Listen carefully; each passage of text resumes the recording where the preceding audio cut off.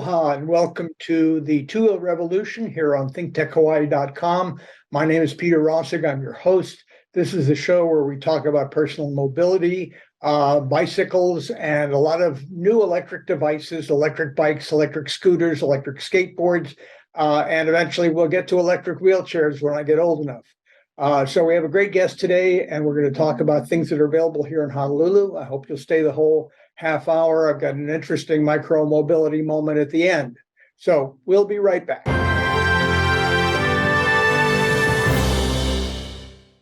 Aloha and welcome to the Two-Wheel Revolution with Peter Rosegg. I'm your host. My guest today is Rowdy Pitman, who is the general manager of Niu. I got to get that right. It looks like it's NY. It is spelled NYIU, and it looks like New Valley, but it's not. It's Niu Honolulu, and it's a chain of Chinese-made cycles and scooters that is really coming up in the market. So, Rowdy, welcome first of all, and tell us a little bit about yourself. Well, thanks for having me, Peter. My name is Rowdy, and yeah, I've been on the island of Oahu since 2015. When I graduated high school, I left Colorado and I moved out here. And in 2016, I actually started working at a moped company called Hawaiian Style Rental. I'm currently still working there, and we recently, just last year in March, we opened up a electric branch, which is Niu Honolulu. And since then, we've been specializing in everything electric, from kick scooters, e-bikes, e-mopeds, and e-motor scooters. All right, terrific. And just for the record, your boss is the original founder. You should give him a shout out just so he knows that you remember his name. Of course, Nathan Bingham. He opened up both shops. All right, terrific. So, and the store, just to make it clear, is in Kaimuki. It's on Waialae Avenue across from the Kaimuki Park. Is that right? That's correct. I'm looking at it right now. Okay, terrific. And I do want to say I haven't ridden any of your devices, and there are a number of great bike shops here that have different products, and we're going to eventually get them on the show. But I thought this was interesting because your shop has kind of three different levels, not just bikes, not just e-bikes, not just e-scooters, not just all three or four. We'll talk about that. So I thought this would be a great way to start. Well, from your point of view, and you see the customers who come in, and you obviously want to sell them on your devices. How do you see the future of transportation here in Hawaii as relates to these e-devices? Yeah, so I think Hawaii is definitely going to be at the forefront of electric micromobility. We have perfect weather. It's going to be the best for weather, and especially with electric vehicles coming so far with waterproofing as well makes a huge difference too. Mm-hmm. Other than that, bike infrastructure is growing every year. Just since I've been here, of course, King Street, the bike trail's gone in. There's lots of bike trails connecting to Kapiolani down to Ala Moana Shopping Center. And I mean, there's even a trail that goes all the way from Waikiki to Ewa if you're adventurous. So there's definitely a lot of great ways to get around, and definitely electric mobility going from even kick scooters all the way to electric motorcycles are going to make a huge difference here. And just to be clear, the mopeds, what you sell, the electric mopeds, those are street vehicles. They're not for the bike lanes. Is that right? Correct. So yeah, the e-mopeds and the e-scooters or motorcycles, those are both going to be road only. E-mopeds do have a legal loophole where they can ride in a bike lane, like a shoulder lane, but I wouldn't really expect to see those on the bike trails like the King Street Trail. Okay. So do you see any conflict between these different kinds of devices? The kick scooter or a bicycle has certain speed limitations. Obviously, an e-moped or motorcycle is faster. Those lanes are pretty narrow, so I always kind of worry about that, whether we're going to see conflicts between different kind of riders. Yeah, I see it as the way that we have cars right now. So a lot of cars, they don't have like limited speeds to 35 miles per hour or 65 miles per hour. These cars can go all the way up to like 140, and It really comes down to the driver having the ability to step off the pedal and slow down and go the speed limit. So I think it's the same thing with kick scooters, with e-bikes, e-mopeds, everything. It's just following the speed limits, riding responsively, and not, just being a good person overall, not cutting people off. I think I ride to work every day on an electric vehicle, and coming down the King Street bike trail, I don't have any conflicts with anyone.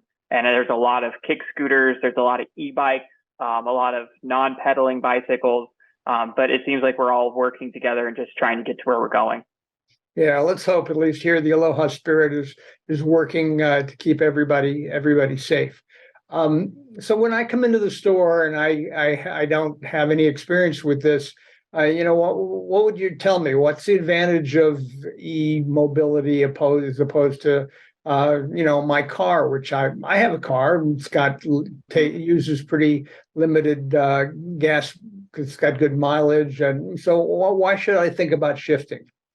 Yeah, I mean, the biggest difference is going to be not paying for gas. You don't have to pay for gas anymore with the electric vehicle. The other thing too is going to be maintenance. There is little to no maintenance required on electric vehicles, especially when you're talking about kick scooters, e-bikes, and mopeds. Yeah. Other than that, yeah, they're definitely a way more environmentally friendly option, especially for the islands, and reducing the local pollution. And also, electric mopeds are just generally way more efficient at converting power into momentum. It's unbeatable when you compare it to a gas-powered vehicle. So even if you take into account the island does use a lot of gas to actually produce electricity, those gas locations are actually very efficient at converting that into energy, and the electric takes more advantage from that. And then, of course, in the future, as we convert to more sustainable options such as solar, wind, even nuclear, then that will also reduce the impact locally as well. Okay, you're younger than I am, but I wouldn't wait for nuclear. I used to work for Hawaiian Electric, and we'd always get that question, but Hawaiian Electric is not interested in going nuclear. Oh, man. But that's the story. You'd have to change the Constitution and convince the legislature. Anyway, we'll leave nuclear aside. So the other thing seems to me, I drive around in my car, so I've got about a 3,000-pound vehicle driving a little 200-pound me around. So most of the gasoline is going to move the car, not to move me, which is obviously a different ratio when it's you on your bike or on your scooter. Mm-hmm. Yeah, so a huge difference when it comes to that. You're going to get a lot more range for the same amount of power that you put into your car, just because it's moving such a lighter vehicle, especially when we're talking about the kick scooters being only 40 pounds. Right. Those can move you a lot farther on the same amount of electricity. Finally, I have to park I have to park that car somewhere, which gets to be increasingly difficult here in Honolulu, at least, and other places. I imagine that's an advantage for people. Students that want to get up to UH and get pretty close to their classrooms can do it on a smaller device, right? Yeah, it's a huge difference compared to cars when it comes to parking.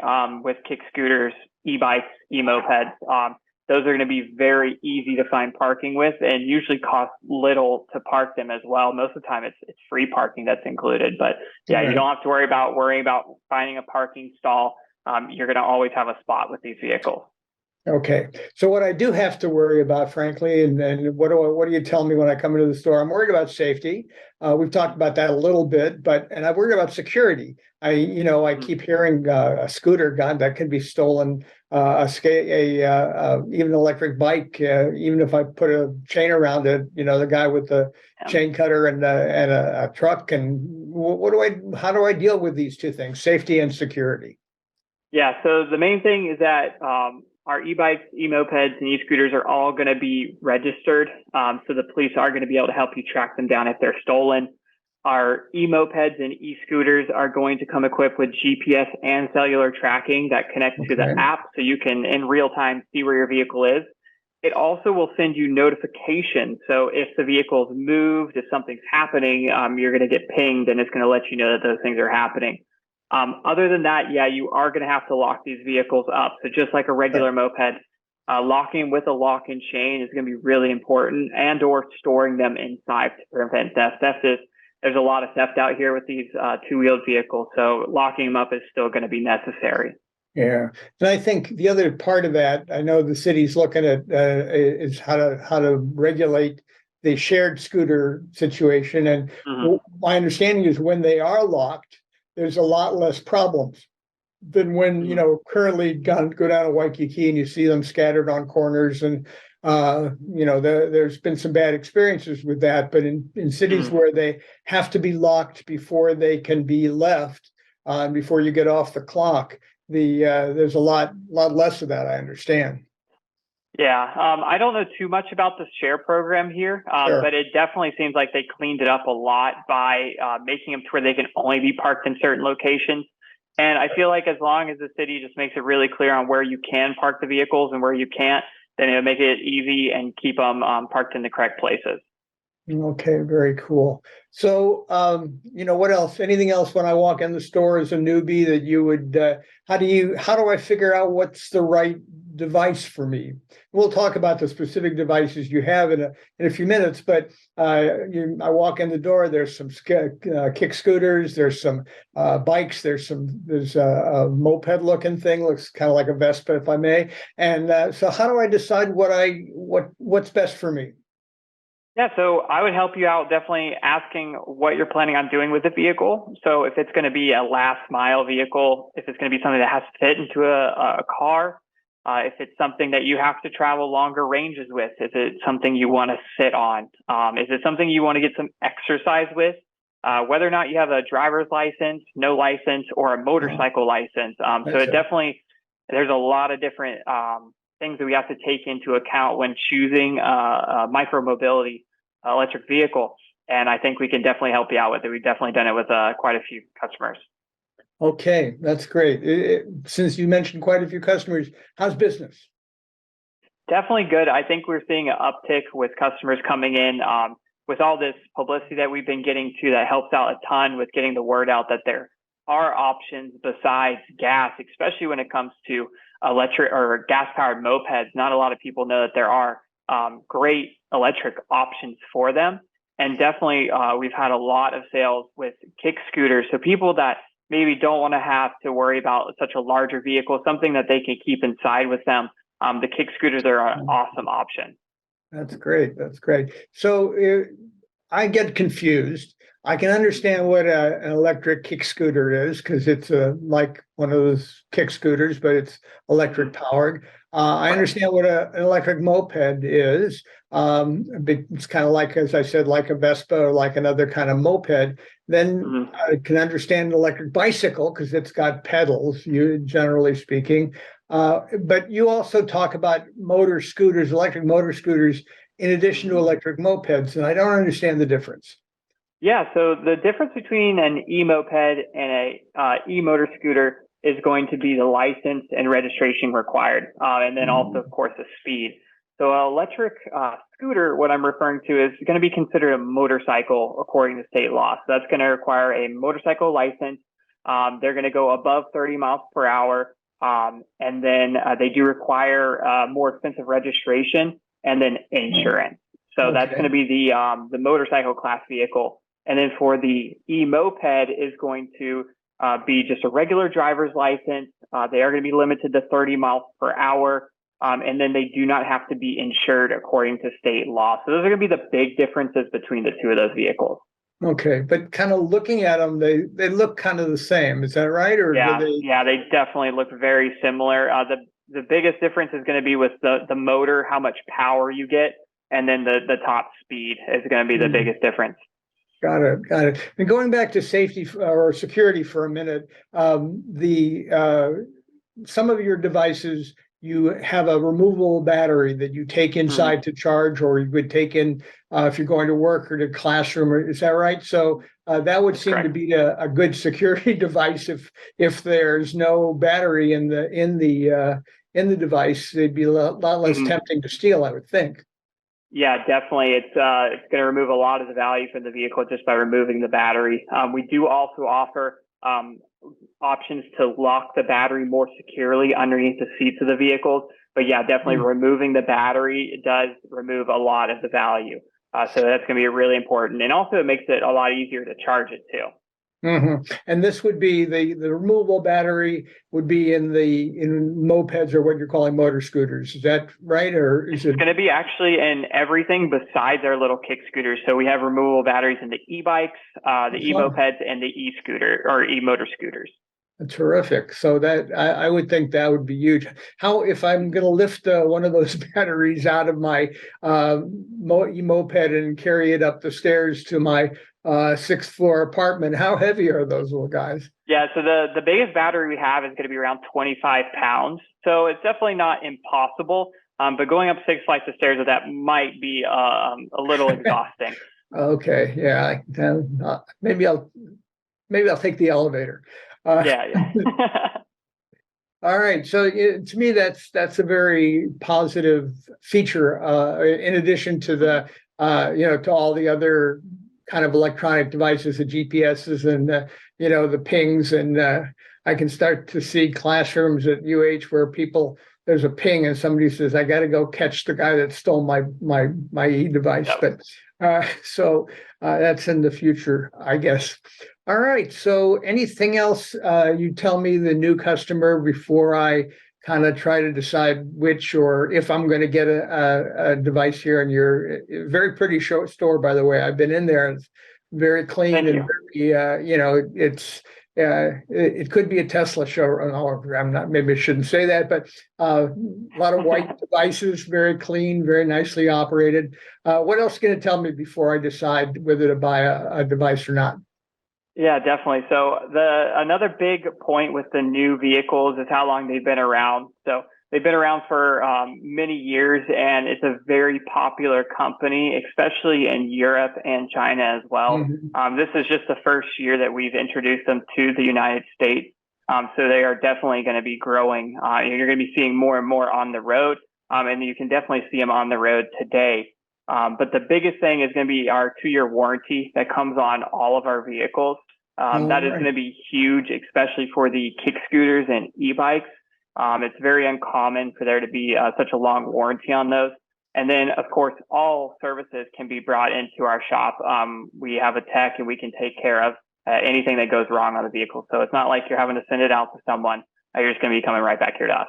Oh, terrific. Okay, so let's take a look at some of these devices. If we can get the picture, we can get a picture of the e-scooter.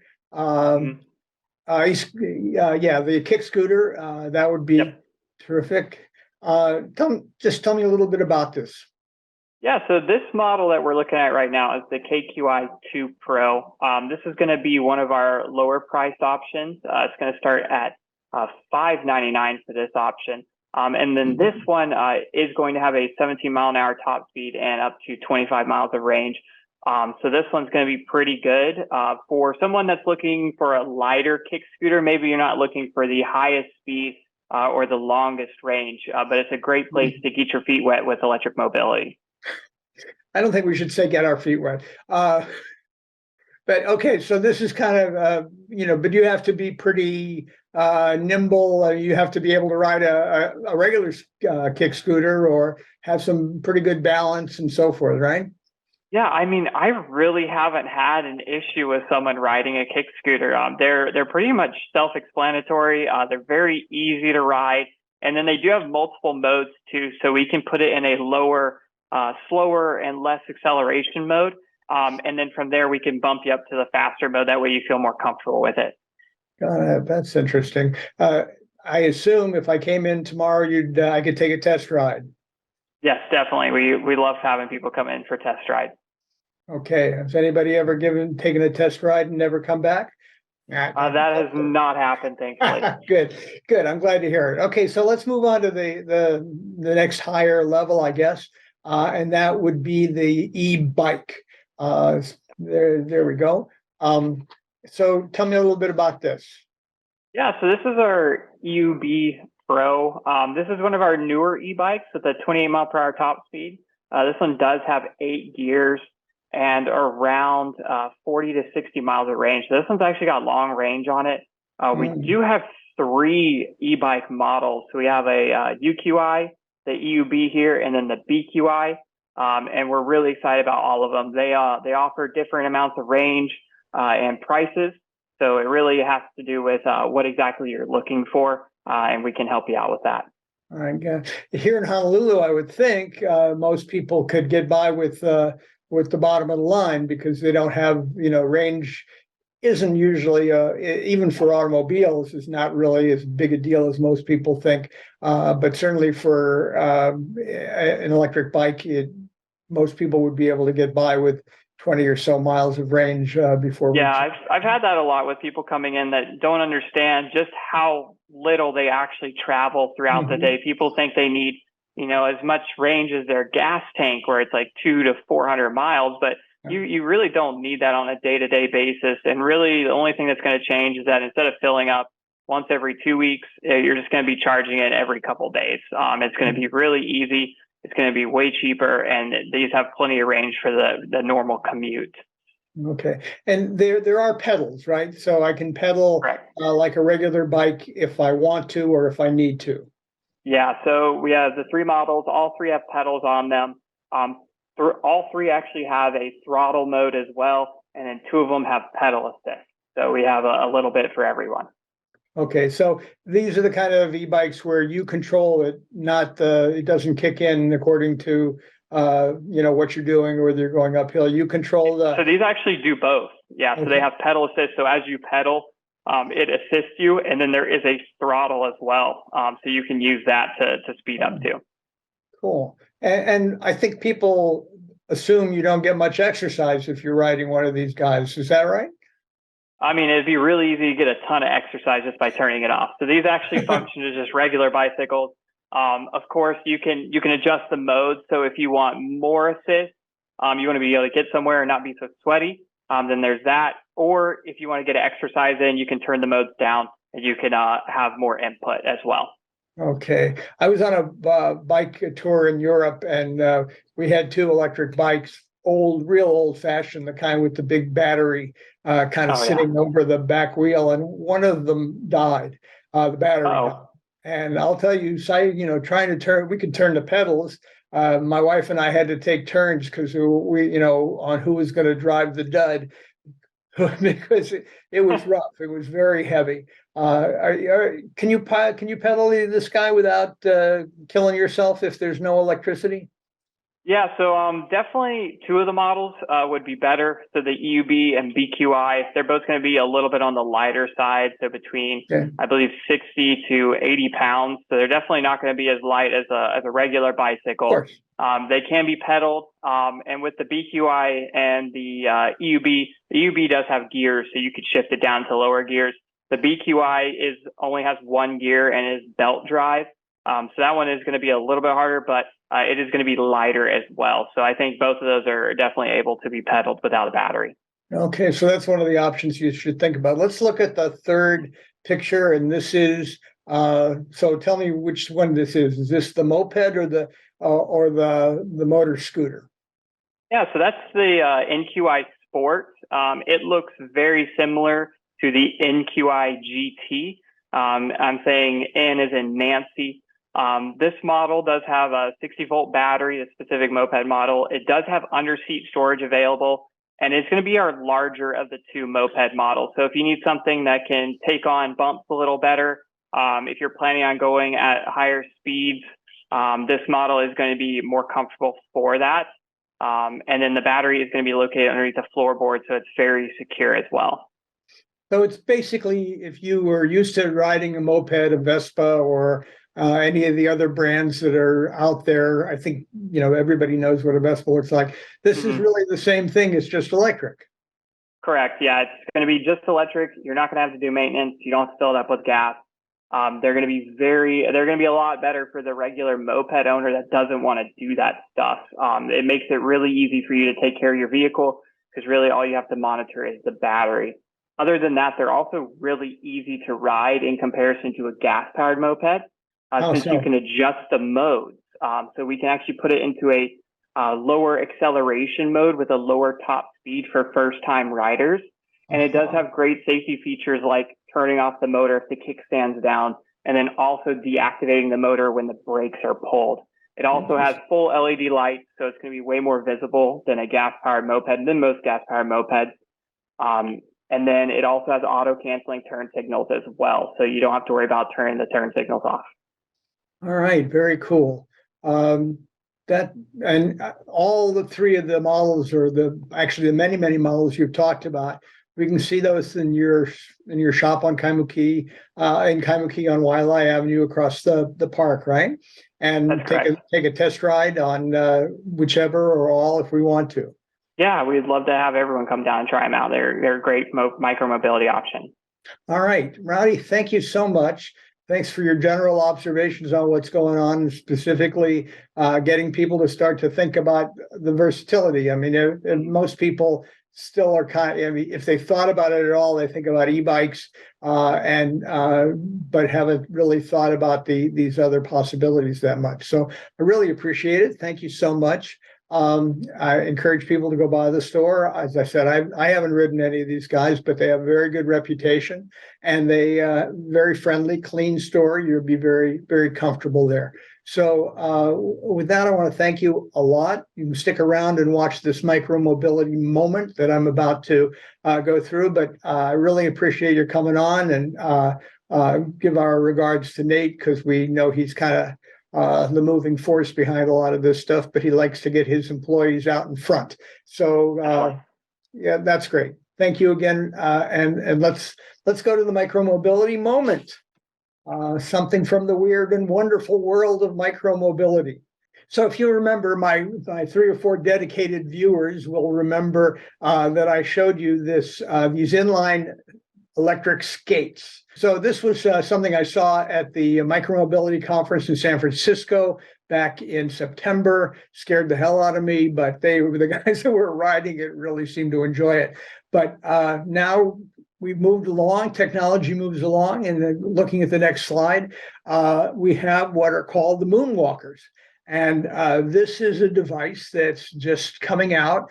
It is said to be you're able to walk, and it's not a skate. You're able to walk about 2.5 times faster than normal walking. It's said to feel like being on one of those walkways at the airport, where you can walk along, but you're going actually much faster. And take the next slide, and we can see these are there are 8 wheels under there. They have artificial intelligence, which gives a whole new meaning to thinking on your feet, because these things they get used to you, they figure out your gait, they figure out how you walk.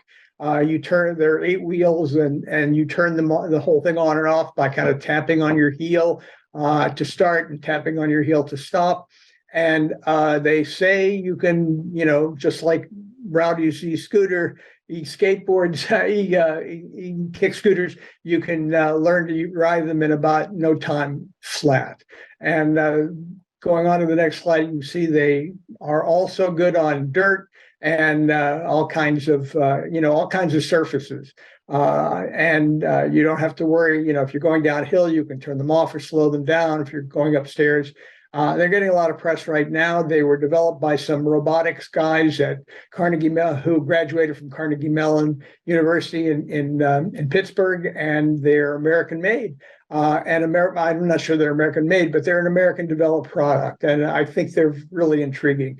If you want to learn a little more about them, here is the title of a YouTube video you can look at. There's the link if you want to pause it. You can just look up moonwalkers or shift robotics, and you will find plenty. There's just been a story that popped up today in my feed talking about these things. So we're gonna look for them. I'm not endorsing these guys either, but they're just a fascinating thing, and just evidence of the developing world of micromobility. And so with that, I'm going to thank Rowdy again, Niu Honolulu, for being with us today, and wish you all the best. And we'll see you in a couple of weeks with the next installment of the Two-Wheel Revolution. Aloha. Thanks, Peter.